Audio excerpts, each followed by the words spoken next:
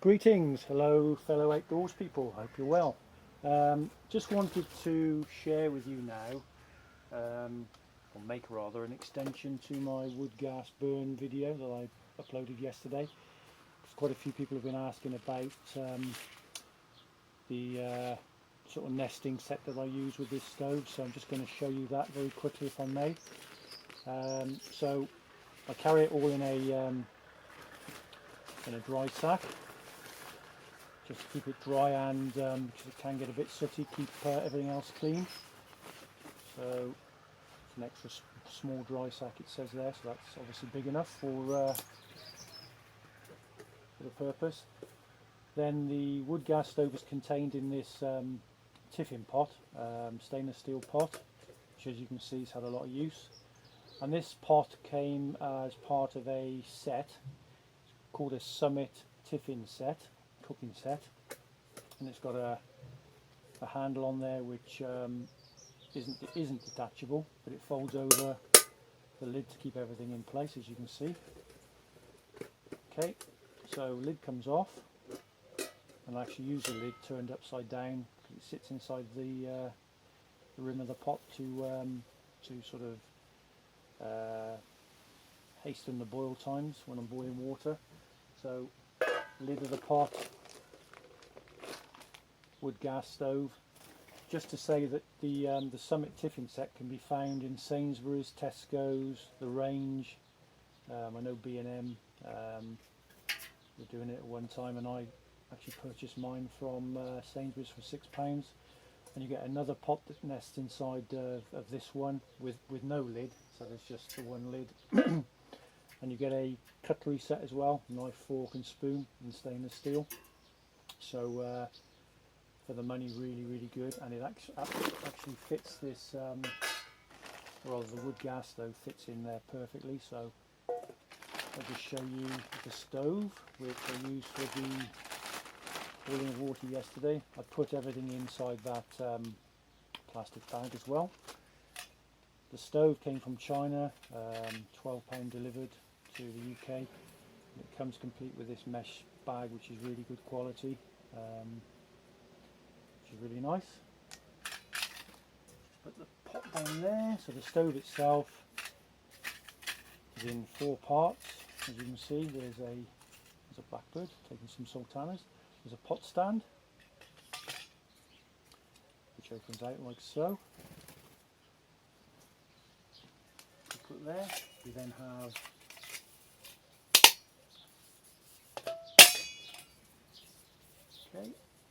different parts, which they are a little bit tight. So you've got the base, the second part of the sort of cooker or the combustion chamber, and the base has these square holes along the bottom for drawing air up through and into the stove. And on this is actually a copy of the Scout stove, which costs a lot more money. Interestingly, on the Scout stove, the holes are round. So the second part of the combustion chamber has a double skin. So when your fire gets going and the wood gas starts to be produced, that wood gas is drawn up through the wall of the outside wall of this second part of the stove, comes through these vents here and gets ignited, and then that's where you get the secondary burn from. So you have that secondary burn of the wood gas, but also the initial burn from the fuel that's already been ignited inside the stove. And this is the fuel grate, so that fits inside like so. So the fuel goes in, and in the video yesterday I used 250 grams of this Tesco wood chip cat litter, which half fills just under the wood gas stove, and that burnt once the wood gas was produced and burning efficiently with no smoke for 35 minutes. So with a full stove, depending on conditions, it will burn for over an hour. And once the flames subside and the wood pellets are sort of reduced to charcoal, This stove will simmer and keep food and anything else really warm for a long time. So there we go, no water in the pan, so a bit unbalanced, but I use the lid upside down to help the water boil faster, and you can also cook things in the top or boiled additional water in the lid, so that's quite useful. So just to deconstruct it all again, the pot stand is great for this size pot. So with my Crusader cup it's not so good, so I have another mesh stand which I put over top so that the Crusader cup can sit on top of to carry in my rucksack. I'm just going to take this all apart to show you how it packs down. So inside the stove, once it's all packed down again, there is room still to put tinder and tea bags and bits and pieces in there if you wanted to. It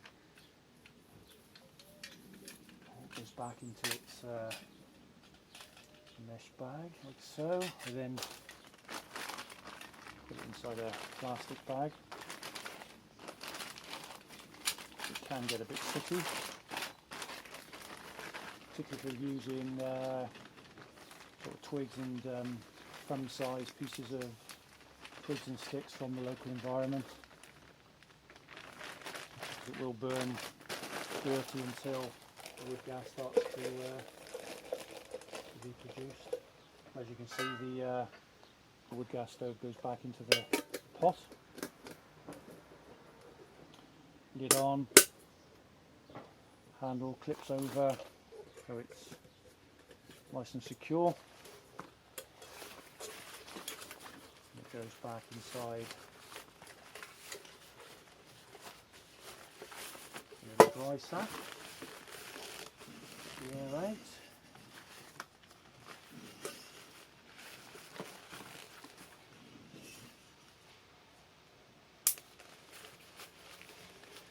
Just show you how much it weighs.